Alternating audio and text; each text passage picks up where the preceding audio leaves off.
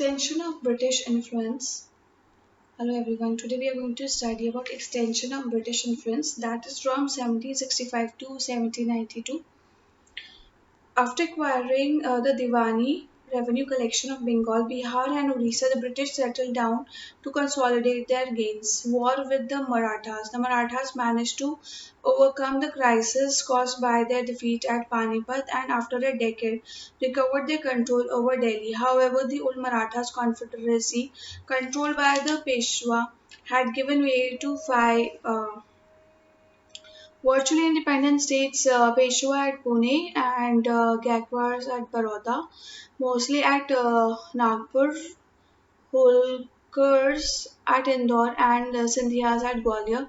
The Peshwa's government was weakened by internal rivalries, and the other four leaders were often hostile to one another. Despite this, the Marathas were against a formidable power. From 1775 to 1782, the British waged a war against the Marathas, and the war erupted during the governorship of Warren Hastings when the British supported Raghunath Rao's claims to the title of the Peshwa. Most of the Maratha chiefs at this time, including the most powerful Mahadaji Scindia, were united behind the infant Peshwa and his chief minister. The war was indecisive, and status quo was restored in the Treaty of Salbai 1782. A long and costly war had brought little material gain for the British. The Mysore War. In the meantime, the British were they were involved in a war with the Mysore, which had grown into a powerful state under Hyder Ali. In 1769, the First Anglo-Mysore War ended with the defeat of the British, and however, hostilities were resumed in 1780 by Hyder Ali in protest against the British occupation of the French port at Mahi, and which was Mysore's only outlet to trade with Europe. Hyder Ali soon occupied almost the whole of the Carnatic. In 1781, the British army defeated him at Porto Novo and saved Madras. After Hyder Ali's death in December 1782, the war was carried on by Tipu Sultan. Since neither side was capable of overpowering the other, peace was signed by them in March 1784 and both sides restored all conquest. War between the two began again in 1789 and ended in Tipu's defeat in 1792 by shrewd diplomacy. Lord Cornwallis and the Governor General had won over the Marathas, the Nizam, and the rulers of the Travancore, and could thus completely isolating Tipu by the Treaty of Seringapatam. Tipu ceded half his territories to the Allies and paid a huge indemnity. British expansion from 1798 to 1809. The next large-scale expansion of the British rule in India started when Lord Wellesley, who came to India in 1798 as the Governor General. By 1797, the two strongest Indian powers, Mysore and the Marathas, had declined in power. Moreover, the trading and industrial classes of Britain desired further expansion, which would create a large market for the goods.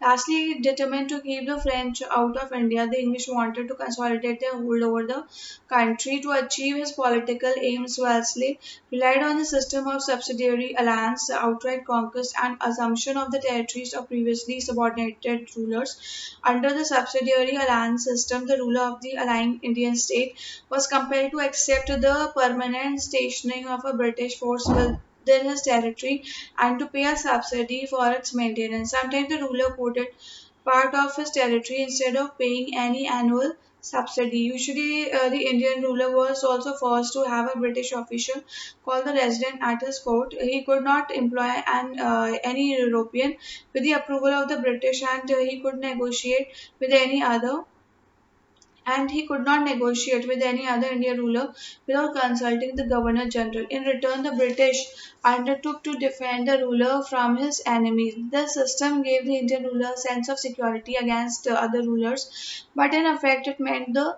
signing away of independence. The first subsidiary alliance was signed with the Nizam of Hyderabad, followed by one with the Nawab of Awadh. Both the rulers ceded parts of their territories to the British.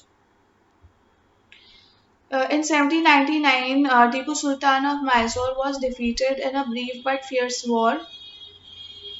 The Raja whose dynasty Hyder Ali had overthrown was reinstated to the throne of a smaller Mysore state, and a special subsidiary alliance was imposed on him.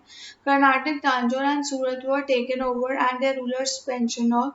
Wesley next door to Marathas, the Maratha chiefs were involved in bitter fratricidal strife, which provided the British with an opportunity to play their old game of supporting one against the other.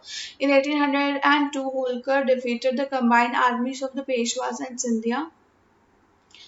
The Peshwa Bajirao too sought the protection of the British and entered into the subsidiary alliance with them by the Treaty of Basin in 1803. British troops were now occupied Pune, the capital of the Peshwa, and drove out the Holkars. The Scindias and the Bhosle had now combined, but it was too late. The Maratha armies they were defeated both in the south and in the north. Delhi was wrested from the control of the Scindia, and the Emperor Shah Alam once again became a prisoner of the British.